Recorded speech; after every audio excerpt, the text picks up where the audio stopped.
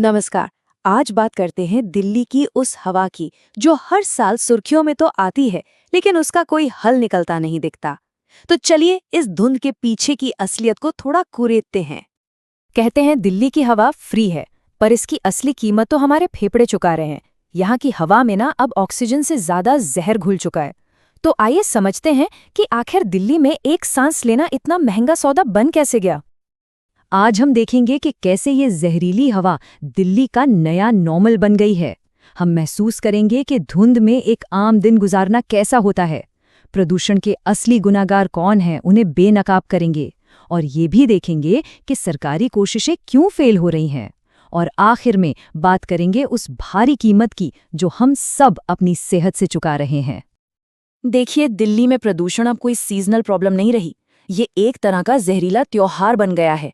इसका सीजन अक्टूबर में शुरू होता है और तब तक चलता है जब तक ऊपर वाला खुद ही कोई रिफ्रेश बटन नहीं दबा देता। जैसे ही एयर क्वालिटी इंडेक्स यानी AQI 400 के पार जाता है, सरकार कहती है बच्चों की सेहत का सवाल, स्कूल बंद। लेकिन मजे की बात देखिए, ट्यूशन सेंटर फिर भी खुले रहते हैं। मतलब हमारी प्राथमिकताएं भी कमाल की हैं, है ना। अब जरा इस पर गौर कीजिए। वर्ल्ड हेल्थ ऑर्गेनाइजेशन कहता है कि PM 2.5 का लेवल 15 से कम होना चाहिए, ये सेफ है। और दिल्ली में ये 350-400 तक पहुंच जाता है। मतलब सेफ लिमिट से लगभग 25 गुना ज्यादा। और ये PM 2.5 कण इतने छोटे होते हैं ना कि सांस के साथ सीधे फेफड़ों की गहराई में उतर जाते हैं।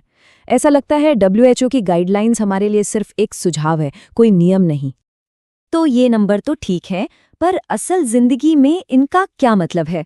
चलिए महसूस करते हैं कि धुंध से भरे इस शहर में एक आम इंसान का दिन आखिर गुजरता कैसे है। एक जमाना था जब लोग मॉर्निंग वॉक पर ताज़ी हवा लेने जाते थे। आजकल गैस मास्क पहनकर जाते हैं। जो लोग बाइक चलाते हैं उनके लिए तो ये एक सर्वाइवल गेम जैसा है, जहां रास्ता कम और धुआं ज्यादा दिखता है। और घर के अंदर हर 5 मिनट में एक ही आवाज आती है, अरे दरवाजा बंद करो, कितनी गंदी हवा आ रही है। तो सवाल ये उठता है कि इस हालत के लिए जिम्मेदार कौन है।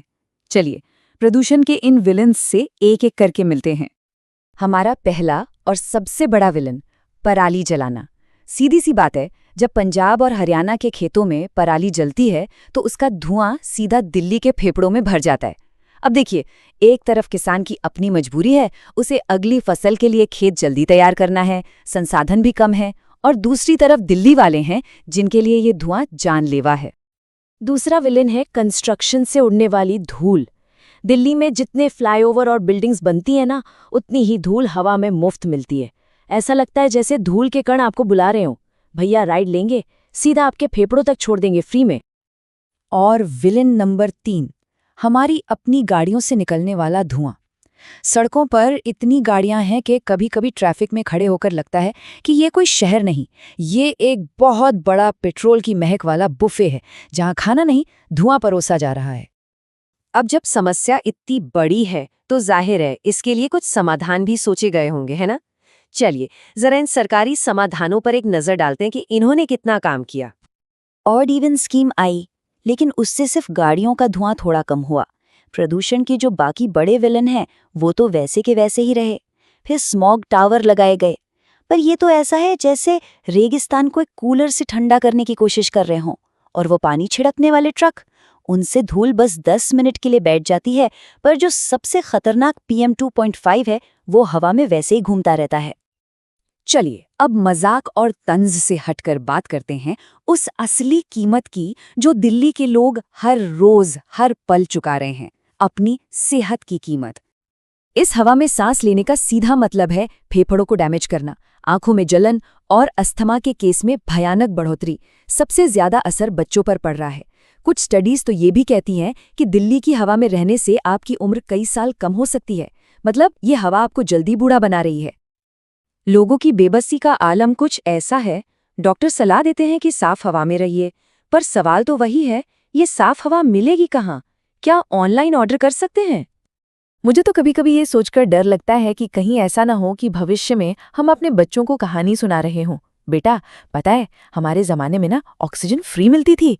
और बच्चे हैरान होकर पूछेंगे, सच में दादाजी, क्या मजेदार कहानी है।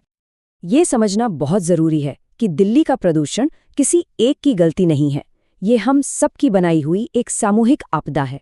इसका समाधान भी तभी निकलेगा जब हम सब मिलकर जिम्मेदारी लेंगे। जब किसान को पराली का विकल्प मिलेगा, कंस्ट्रक्शन के नियम सख्त होंगे, पब्लिक ट्रांसपोर्ट बेहतर होगा और हम भी अपनी आदतें बदलेंगे। हवा हमारा एक बुनियादी अधिकार है, कोई लग्जरी नहीं।